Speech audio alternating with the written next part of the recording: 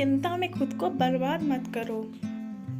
ये बात उन दिनों की है जब बुद्धा मधुबन में अपना समय व्यतीत कर रहे थे। इस समय तक बुद्ध की प्रसिद्धि दूर दूर तक फैल चुकी थी। बहुत दूर दूर से लोग अपनी चिंताओं और परेशानियों का समाधान खोजने के लिए उनके पास आते थे। ऐसे ही एक दिन जब बुद्धा मधुबन में अपने शिष्यों को प्रवचन दे रहे थे तो एक अधेड़ उम्र का व्यक्ति अपने 20 से 21 वर्ष के पुत्र को अपने साथ लिए बुद्ध की तरफ चला आ रहा था। जब यह प्रवचन स्थल के पास पहुंच गए तो एक नज़र उन पर डाली और इशारे से बैठने के लिए कहा।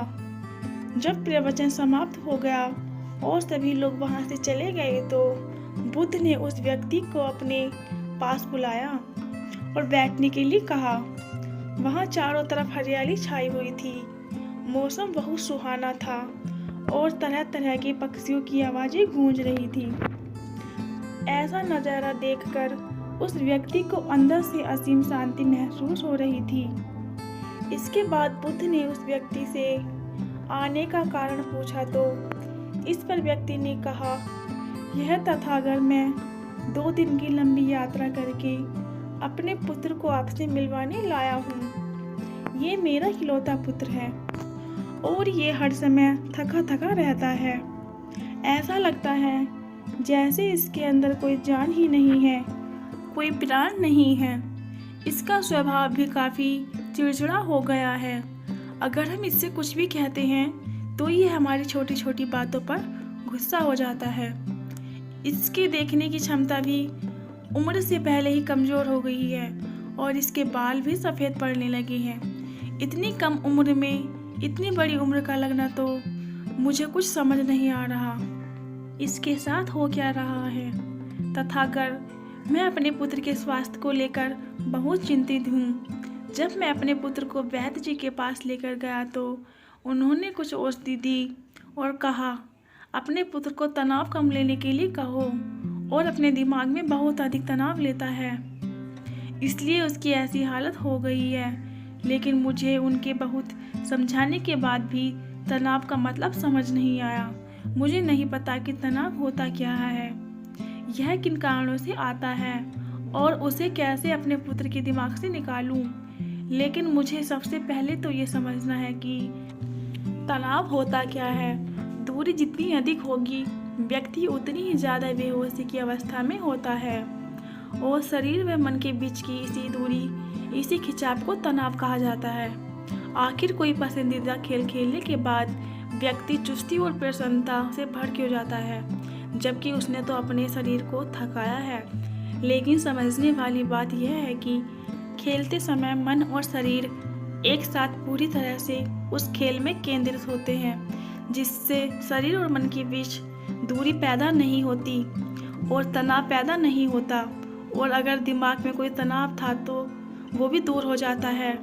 लेकिन इसके विपरीत जब हम कोई ऐसा काम करते हैं जो हमें पसंद नहीं, तो हमारा शरीर तो उस काम को कर रहा होता है, लेकिन हमारा मन कहीं दूर कल्पनाओं में भटक रहा होता है, जिससे शरीर और मन के बीच एक दूरी पैदा हो गई और तनाव ने जन्म ले लिया। इसलिए व्यक्ति को एक समय पर सिर्फ एक ही काम करना चाहिए और अपने तन और मन की सारी शक्ति उसी एक काम में लगा देनी चाहिए, जिससे व्यक्ति के अंदर तनाव पैदा ही ना हो। इसके बाद बुद्ध ने कहा, तनाव पैदा होने के मुख्य 8 कारण होते हैं और जिसने इन कारणों को समझ लिया वो जीवन भर तनाव मुक्त रह सकता है। मुख्य कारणों में सबसे पहला कारण है कि अति महत्वाकांक्षी होना। महत्वाकांक्षी होना अच्छी बात है, लेकिन क्या कभी आपने इस बात पर ध्यान दिया है कि इंसान के लक्ष्य कभी पूरे ही नहीं होते। उसका एक लक्ष्य पूरा हुआ नहीं कि वह दूसरे की तरफ भागने लगता है, दूसरा पूरा हुआ तो तीसरे की तरफ, और इस तरह के से वो अपने लक्ष्यों को पाने के लिए जिंदगी भर गोल गोल घूमता रहता है। इसलिए जो व्यक्ति अति महत्वाकांक्षी होता है, जिसने बड़े बड़े लक्ष्य बनाए होते हैं, वह वर्तमान में कभी रह ही नहीं पाता। उसका मन सदैव भविष्य की योजनाएं बनाने में ही व्यस्त रहता है उसका शरीर तो वर्तमान में रहता है, लेकिन मन भविष्य में ही रहता है, जिससे मन और शरीर के बीच दूरी पैदा हो जाती है और वह तनाव भरी जिंदगी जीने लगता है। बुद्ध के मुंह से यह बात सुन उस लड़के ने कहा, बुद्ध, तो फिर इसका मतलब है कि हमें लक्ष्य नहीं बनाना चाहिए, क्योंकि लक्ष्य बनाना भी तो महत्वाकांक्षा ही है। इस पर बुद्ध ने कहा, जीवन में लक्ष्य बनाना कोई गलत बात नहीं है, लेकिन समस्या तब उत्पन्न होती है जब वो अपना पूरा ध्यान उस लक्ष्य से मिलने वाले परिणाम पर ही लगा देते हैं और उसके परिणाम की चिंता करते रहते हैं। व्यक्ति को वर्तमान में जीना आना चाहिए।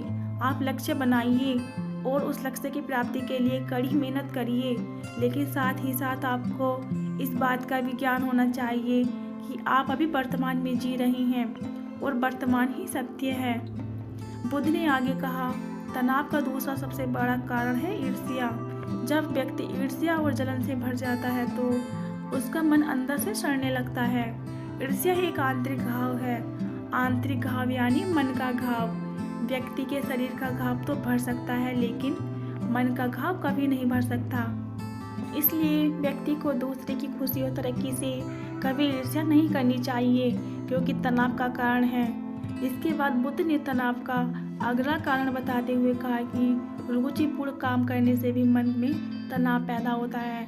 जो काम करना हमें पसंद ही नहीं, जिस काम में हमारी रुचि ही नहीं, उस काम में हमारा मन लग ही नहीं पाएगा। हमारा शरीर तो वहीं बैठा रहेगा, लेकिन हमारा मन कल्पनाओं की उड़ान भरेगा, जिससे शरीर और मन के बीच दूरी पैदा हो जाती है और व्यक्ति तनावग्रस्त हो जाता है। इसलिए इंसान को हमेशा अपनी रुचि के अनुसार ही कार्य करना चाहिए।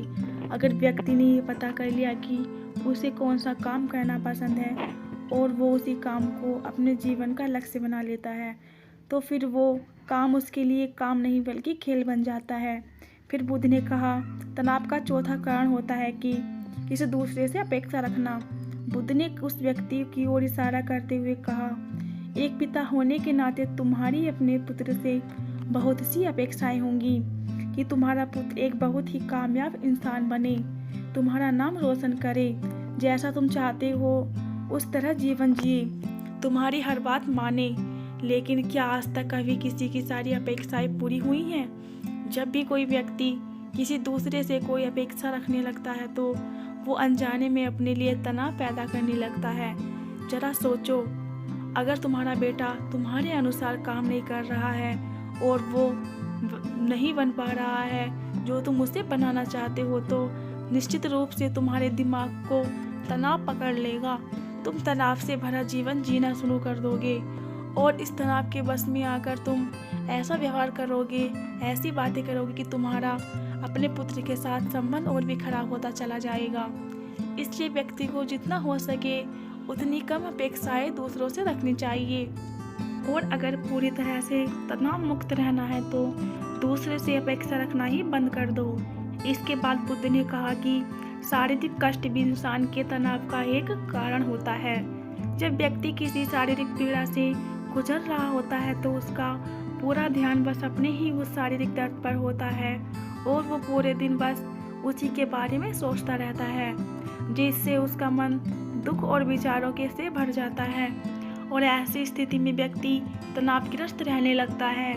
यह सुन उस व्यक्ति ने कहा कि हे बुद्ध, शारीरिक दुख तो किसी भी व्यक्ति को हो सकता है, तो फिर क्या हुआ, व्यक्ति जीवन भर तनाव में ही जिएगा? इसका जवाब देते हुए बुद्ध ने कहा कि इंसान को ये बात समझनी चाहिए कि हमारा जीवन दुखों का आधार है। जैसे जैसे हमारा जीवन आगे बढ़ता है इसमें दुख आते हैं, बीमारियां आती हैं और फिर अंत में मृत्यु भी आती है। तो बीमारियां इंसान के जीवन का अभिन्न अंग है, कोई इनसे बच नहीं सकता। बस किसी किसी के जीवन में ये समय से पहले आ जाती हैं तो किसी किसी के बाद में, पर आती सबको हैं। जब इंसान का मन इस बात को अच्छे से समझ लेगा तो फिर वह अपनी इस बीमारी के बारे में सोच सोच कर ज़्यादा तनाव नहीं लेगा, क्योंकि यह हमारे जीवन का अभिन्न हिस्सा है और इसके लिए व्यक्ति को शारीरिक रूप से भी अभ्यास करते रहना चाहिए। अपने जीवन में व्यायाम और स्वस्थ जीवन शैली को भी जगह देनी चाहिए ताकि उसका शरीर लंबे समय तक निरोगी रहकर सही से काम कर सके। तनाव का अगला कारण होता है अपनी योजनाओं को समझने के लिए समय न देना। कुछ लोगों के दिमाग में कोई विचार आया नहीं है कि वो बिना सोचे समझे उस पर काम करना शुरू कर देते हैं, और जब उस काम में उन्हें असफलता मिलती है तो वह तनाव से भर जाते हैं, क्योंकि उन्होंने उस काम को शुरू करने से पहले उसके बारे में पूरी जानकारी इकट्ठा नहीं की थी। इंसान को कोई भी काम शुरू करने से पहले उसके अच्छे और बुरे परिणामों के बारे में ठीक से सोच विचार कर लेना चाहिए। इंसान को इस बारे में भी सोच लेना चाहिए कि अगर ये योजना सफल नहीं हुई तो फिर इसके बाद मैं क्या करूँगा। इसलिए व्यक्ति को अपनी योजनाओं को ठीक से समझने के लिए पूरा समय देना चाहिए, ताकि बाद में उस योजना की वजह से तनाव पैदा ना हो। तनाव का 7वां सबसे बड़ा कारण होता है टाल मटोल करना, आज के काम को कल पर टालना। आप लोगों ने ये कहावत तो सुनी होगी कि आलस इंसान के शरीर का सबसे बड़ा शत्रु है। इंसान आलस्य की वजह से आज के काम को कल के लिए टाल देता है और फिर काम को टालना उसकी आदत बन जाती है। काम को कल पर टालने वाले व्यक्ति का काम कभी भी समय से पूरा नहीं हो पाता, और अगर किसी तरह से पूरा भी हो जाता है तो वह उतना अच्छा नहीं हो पाता जितना अच्छा उसे किया जा सकता था, और फिर यह बात व्यक्ति के अंदर तनाव पैदा करती है। लेकिन काम को टालना या काम को एकदम अंत समय पर करना एक आदत है, इसलिए व्यक्ति ना चाहते हुए भी बार बार अपनी इस आदत का शिकार बन जाता है और काम को टालता रहता है, और फिर जब काम की समय सीमा पास आ जाती है तो वह तनाव से भरकर काम को पूरा करने का प्रयास करता है। इसलिए तनाव मुक्त रहने के लिए व्यक्ति को काम को टालने की आदत छोड़नी पड़ेगी, और यह तभी संभव है जब व्यक्ति काम को समय से पहले खत्म करने का निश्चय करे। सबसे आखिरी और सबसे प्रमुख कारण जो तनाव का होता है वो है ज़्यादा सोचना। लगातार सोचते रहना भी एक बीमारी है, और यह उस व्यक्ति में सबसे ज़्यादा पाई जाती है जो कपोल कल्पनाएं करता है, जो अतीत की घटनाओं और भविष्य की बातों के बारे में सोचता रहता है, जो बेवजह के अनुमान लगाता रहता है। इसलिए व्यक्ति को ज़्यादा सोचने की आदत पर लगाम लगाना चाहिए। इसके लिए जितना हो सके खुद को काम में व्यस्त रखना चाहिए और हर दिन ध्यान का अभ्यास करने को अपने जीवन का हिस्सा बना लेना चाहिए।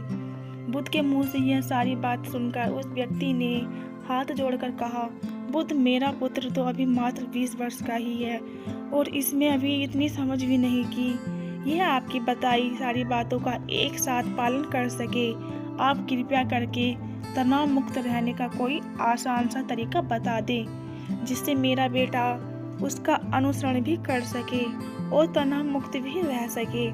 उस व्यक्ति की प्रार्थना सुन बुद्ध ने कुछ सोचते हुए जवाब दिया, अगर तुम इतनी सारी बातों का पालन नहीं कर सकते तो इसके लिए एक बहुत ही आसान विधि है। तुम एक बार में एक काम को करने पर ध्यान लगाओ। जो भी काम कर रहे हो उस समय पर सिर्फ उसी काम को करो, सिर्फ उस पर ही अपना पूरा ध्यान लगाओ। और अगर तुम्हारा मन इधर उधर भटक जाता है तो जैसे ही तुम्हें याद आए उसे वापस फिर से उसी काम में लगा दो। ये सबसे आसान और अच्छा तरीका है तनाव मुक्त रहने का। जब तुम भोजन करो तो उस समय सिर्फ भोजन ही करो, उसके पूरे स्वाद का आनंद लो, उसी अनुभव करो। जब चलो तो अपना पूरा ध्यान सिर्फ चलने में लगा दो। इससे तुम्हारा मन और तुम्हारा शरीर दोनों एक जगह पर केंद्रित रहेंगे, दोनों के बीच दूरी पैदा नहीं होगी, जो कि तनाव का मुख्य कारण होती है। दोस्तों, आज की युवा पीढ़ी एक ही समय पर 2-2, 3-3 काम करने की आदी हो चुकी है, जैसे फ़ोन पर बात करते हुए, गाड़ी चलाना, खाना खाते हुए, टीवी देखना, ये फ़ोन चलाना, और फिर इनकी शिकायत रहती है कि मैं तनाव में जी रहा हूँ, मेरा मन शांत रहता है, मैं चिड़चिड़ा सा हो गया हूँ। जब कोई व्यक्ति एक ही समय पर 3-3 काम करेगा तो तनाव पैदा होना तो स्वाभाविक है, क्योंकि दिमाग तो एक समय पर पूरा ध्यान लगाकर सिर्फ एक ही काम कर सकता है। पूर्ण रूप से एक ही समय पर दो कामों पर ध्यान कभी नहीं लग सकता। इसलिए जहाँ तक संभव हो सके एक समय पर सिर्फ एक ही काम करने का प्रयास करें, वो भी पूरे ध्यान के साथ। दोस्तों, हम आशा करते हैं कि आपको इस कहानी से काफ़ी कुछ सीखने को मिला होगा।